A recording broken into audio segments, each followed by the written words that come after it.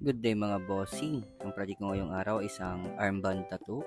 At ito po yung request ng ating client. Bali dito po mga bossing ay iniskip ko na po yung video. Bali mag-jump na po tayo sa kalahati. Yan. Bali naliningan ko na po yung design ng ating bossing.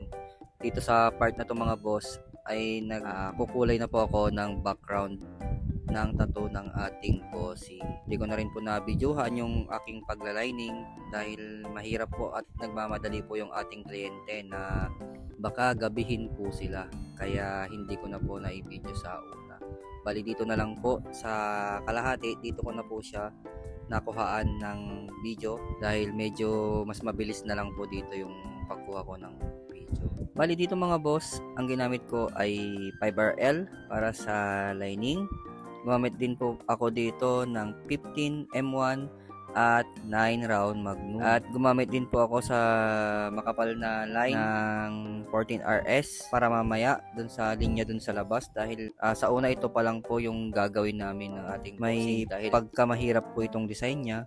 Alam niyo naman na pag armband mahirap pong gawa ng paikot po yan at talagang pipilipitin yung kamay mo sa pag-ikot. Kaya doon din po ako minsan nahihirapan at natatagalan. At dito po mano-mano po talaga yung stencil dito. Hindi po siya yung parang ididikit mo na lang na minsanan. At yung oras na pagpunta po ng ating client dito sa shop ay mga around 12 na po ata nung pumunta po yung ating client. Tapos nagsimula na kami ng mga bandang mga around 1:30 or 2 PM ata yan kung naaalala ko, hindi ko masyado kasi nakita yung oras pero nasa ganung mga oras ko po sila kami nag-start kasi ang usapan talaga namin ng ating bossing ay 9 ng umaga pero may biniglaan po kasi akong lakad kaya inausap ko po yung ating client na kung pwede mga 12 or 11 na sila pumunta pero dumating naman kami ng maaga. Nasa around 9 po kami dumating kaya chinat ko agad yung ating client at pumunta naman sila ng mga 12 kaya ganun na nagchat yung ating client. Yun mga boss, bali nasa labas na ako.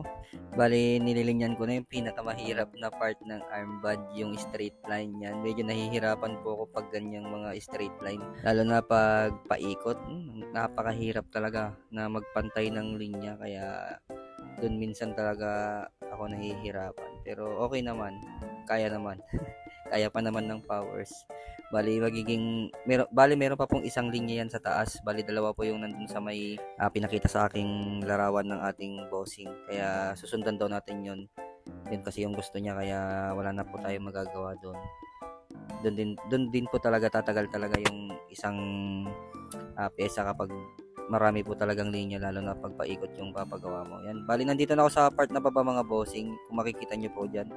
Yan. Bali natapos ko na po sa may part na taas at nasa part na baba na ako. Bali pagtapos po nito, mayroon pa pong isang design sa baba. Bali kasi hiwalay po na design 'yan mga bossing. Kaya doon to talaga kami natatagalan. Pero dun sa may part na baba mga boss ay ginamitan ko na po siya ng stencil. Bali, diniskartehan ko na lang po yung pag-stencil dun sa baba para mas konti na lang po yung makonsume naming oras para hindi na po kami masyadong tagalin dahil medyo paggabi na po.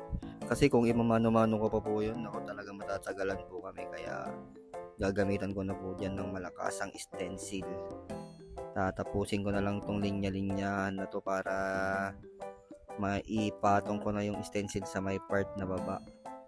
Bali dito nasasaktan na kasi yung ating bossing kaya medyo nag-aalalay na lang ako. Baka hindi po siya matapos kasi kaya hindi nang iniisip ko kaya alalay lang po sa paglinya at sa pagpupunas kasi talagang hindi rin kakayanin ng client natin yan kapag panay punas. Yan mga boss, ito na po yung sinasabi ko kanina. Yan po yung design niya sa baba.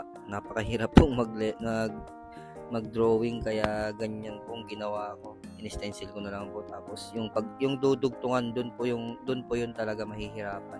Kung papaano mo siya maidudugtong doon sa kabilang side. Yan mga bali ito ng mga boss ang finished product.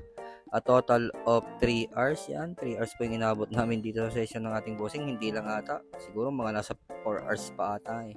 Hindi ko kasi alam kung anong oras na kaya Pero ang alam ko nasa 4 hours siguro to. Yan mga bossing, sa mga gusto magpatato ng mga ganitong mga design ay message nyo naman po ako sa aking Facebook page at wag po kayong mahihiya magtanong at bibigyan ko po kayo ng 50% discount kung sakto lang po ang inyong budget. Salamat!